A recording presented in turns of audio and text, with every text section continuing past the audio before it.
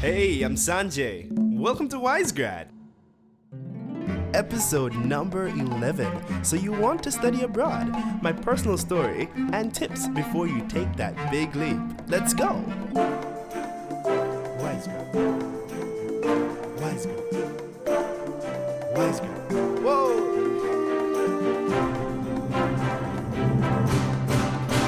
Hey everyone, welcome to episode number 11 of Grad. Thank you for clicking play and not clicking next. I'm your host, Sanj, and this is a very special episode because for the first time ever, I am recording, of course it's been recorded, video. It's now on video. My brain isn't even working. But for the first time ever, Grad will be on YouTube. I am currently recording with my phone actually. I did not know that a Samsung Galaxy S10 could shoot in 4K, and I am absolutely amazed. And I just found the feature and I'm now recording Grad. But Grad will be on YouTube for you more visual learners. You can see me dancing a bit in my home studio, see where I record, see that I actually laugh at my own jokes, and that I have a grand time while recording this podcast for you. Again, thank you for clicking play and not clicking next. This episode is a more personal story, kind of. More personal experiences when it comes to studying abroad. And I know many people are a bit nervous about taking the big leap and moving to go and do their masters or go and do their bachelors, but have no fear, Saint Sanj is here. Now I cannot solve all your problems, I'm pretty sure, but sometimes it's really good to hear someone's story. And I'm still abroad and I'm doing my PhD. I did my masters. I'm in Sweden, by the way, for those of you who do not know and you're new to this podcast, welcome. It's good that you joined. It's sooner than later. You know, this podcast might blow off and be the best podcast in the entire world, but you joined at a perfect moment. This is when the podcast is still young and we still have different listeners and new listeners every week. So yeah, as I was saying, I am now in Sweden and I'm doing my PhD here in Sweden, and I did my master's in criminology in Sweden too. So I can tell you some first-hand experiences of studying abroad and try to make you relax before you take the big leap. It is a huge leap for many of us. Some people, it's their first time ever being away from their family. And that's quite significant, especially when it's abroad. Now, for me, I did my bachelor's in Jamaica, and where I studied was about 35 minutes from my home. So sometimes my mom would still send food and still send snacks, and I could see her probably every other day, but I tried to limit that to the weekends. So yeah, it wasn't so much of a big deal, even though I lived on campus. But now, I'm much more grown. I don't need my mom to send me food, but I'm far away from many of my friends and family. And for a lot of people, that is scary. It can be a nerve-wracking experience, especially if you're so close and so tight and connected with your buddies. You know, you just gotta have your buddies and your friends. But now they're not there. You only have them on Skype and on video chat. So we're going to jump into this episode and talk some more about that, talk about how I coped, and I'll tell you some tips that I have. I'll just give them to you for free. You pay no money for this, and you're just enjoying this. So whether you're listening in your car or, you're in quarantine probably. So you're at home chilling and listening to this podcast while you're thinking about the future. The months are going by pretty fast, and we hope that this weird situation that we're in will go away quite soon. Sooner than later. So fingers crossed everything goes well and you get to move and do your studies abroad and have some fun. So before we jump into the episode, we're going to take a short break. And Yeah, are you excited? Because I am. Let's go. WiseGrad is the newest podcast around that helps students thrive. The slogan is literally helping students thrive, and I hope that it can help you and help your friends. For that to happen, everyone needs to know about WiseGrad, so you can tag your friends on our Instagram page, and you can follow our Instagram. It's WiseGrad, WISEGRAD. You can head to Twitter and follow us at WiseGradX. And where else are we? We're everywhere. So just search WiseGrad and share it with your friends and your family. Send an email to info@wisegrad.org or visit wisegrad.org. Now let's get back to the episode. So this episode came out of an email that I received from my friend Chloe. Now Chloe has studied abroad, and she just thought I should share my experience with you and share some tips with you too. So this is the email. I'm going to read it word for word in Chloe's voice. She's gonna kill me for this. So she says, I thought it would be interesting to share your experience moving to another country to study. And she went on and on and on. Basically, she wants me to help you guys before you take the leap to study abroad. So this episode number 11, will definitely help you before you take the leap and study abroad. So I found this research from Lee Theriault and Linderholm in 2012. Now, findings from their study provided evidence that studying abroad supports complex cognitive processes that underlie creative thinking in culture-specific and domain-general settings. AKA, studying abroad is fantastic, and it will definitely help you to be a fantastic human being. How's that? I think it's good.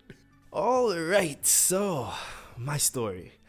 I kind of told a bit of my story in the first episode. I think it was the first episode.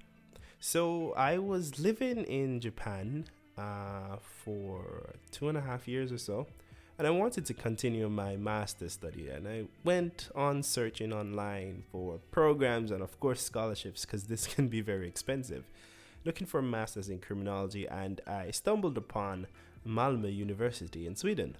Now, I was saying, this sounds cold already.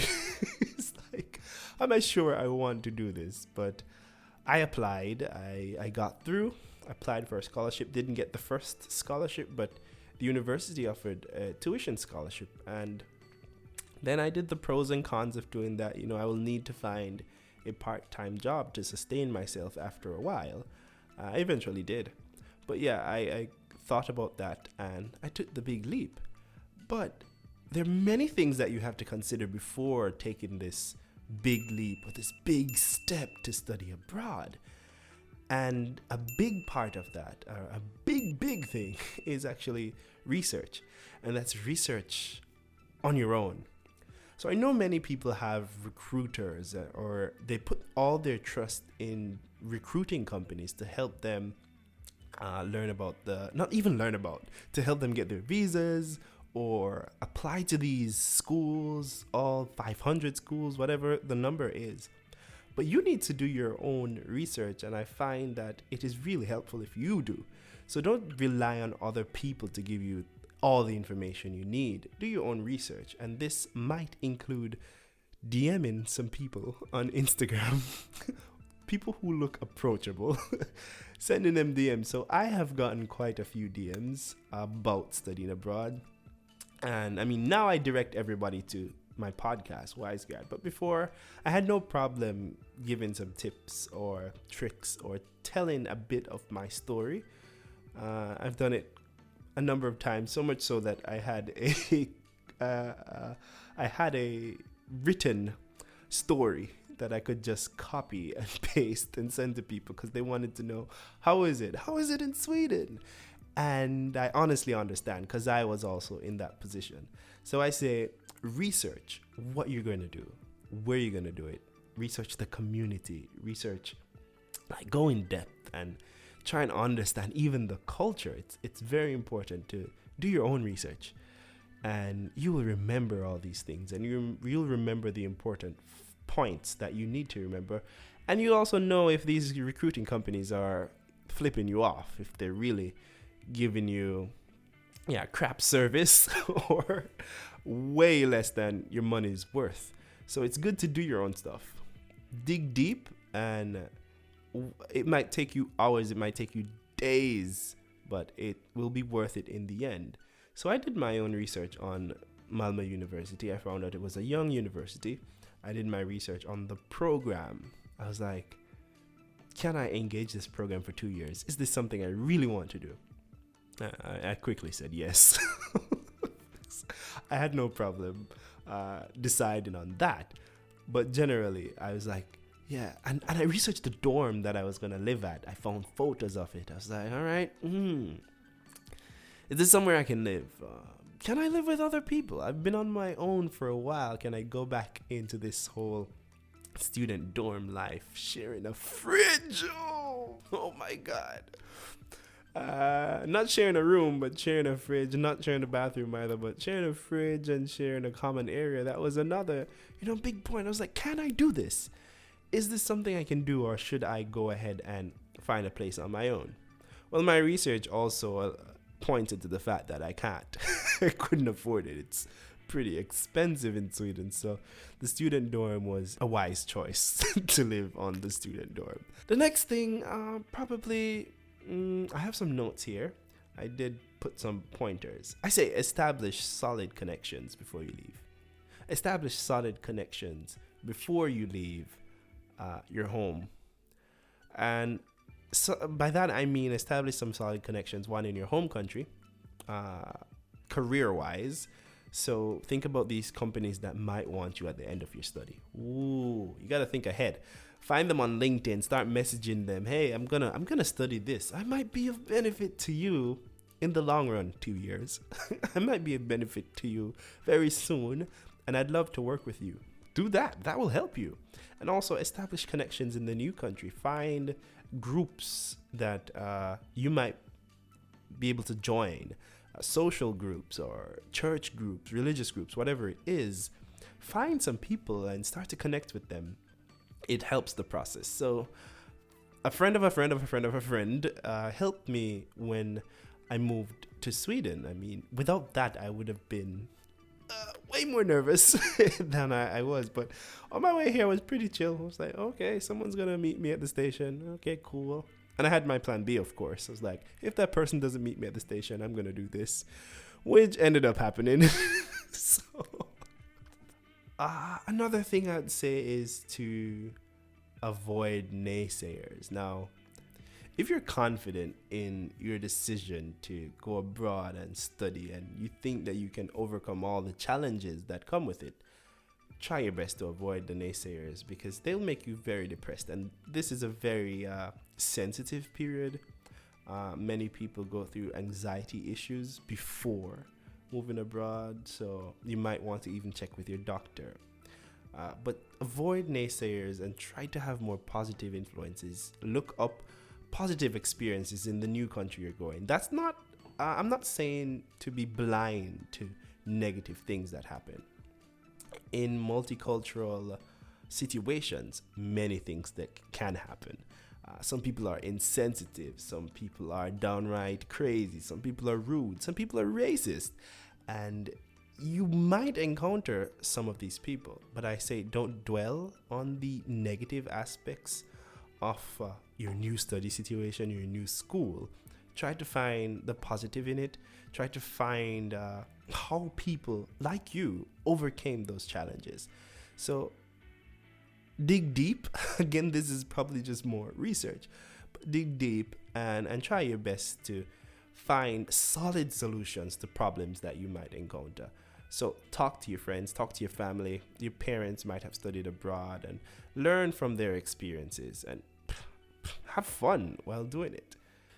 Another point is to immerse yourself in the new culture, or immerse yourself into this new university life. It's a once in a lifetime opportunity, and you don't want to miss it by being probably too reserved or not open to new relationships or new experiences that might make you a better person. Now I say just jump into it, dive into it. Be smart, of course. Be very smart when you're doing this. You don't want to end up in sticky situations, especially abroad. You don't want to have your visa revoked, or so be wise when you're doing this. Hint, hint. Don't do any criminal activities and don't do drugs. To stay away from that. But immerse yourself in the university life. Immerse yourself in the university culture. Be a part of organizations that will help you be a better person.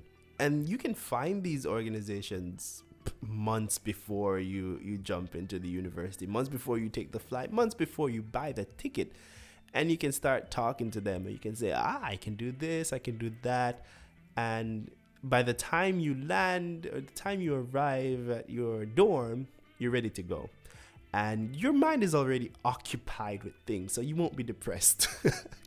So the first few days, of course, in your new dorm can be very depressing because, for one, there are probably no sheets, no decorations on the wall. There's nothing that makes it feel, homey or really nice. So it can feel very bland. You might be the first one there. You might be too early before orientation and the whole dorm is empty or the university is empty. This is mid-August. Nobody's there. It's a ghost town. You might be a bit depressed. So I say try to get into things like before they start. Be that proactive student and enjoy your experiences while it lasts. Yeah, that's it for this episode of Wise Grad. I hope that it helped you to, relax, take it easy. It is going to be the best time of your life and you will have challenges, but it's very easy to overcome them. Lean on your friends, lean on your family for support. You're definitely going to need it, especially if you're going to be on your own. So go forth and be great. This is Sanj. Thank you again for clicking play and not clicking next. Until next time, goodbye. Hey, if you're interested in supporting this podcast, head right over to wisegrad.org, scroll to the bottom and click support. You can also head to anchor.fm/wisegrad and click support.